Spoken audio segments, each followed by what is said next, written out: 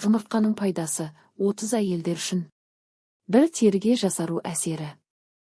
Жұмыртқаның ақуызы теріні қатайтады, әжімнің түсуін баяулатады. Ал сарысында болатын Е дәрумендері теріні нәрлендіріп, жас әрі сергек етіп көрсетеді. 2. Шаш пен тырнаққа. Биотин тобы дәрумендері шашты қалыңдатып, түсуін азайтады.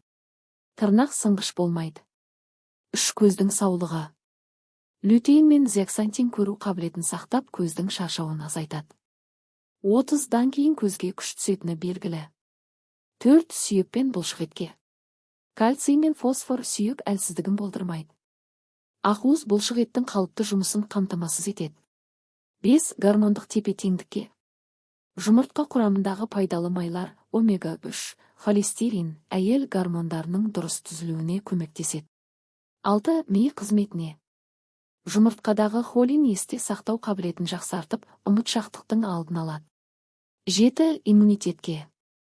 Дәрумені ағзаны түрлі аурудан қорғайды. Күніне 1-2 жұмыртқа жеу жеткілікті. Қайнатылған түрі пайдалырақ.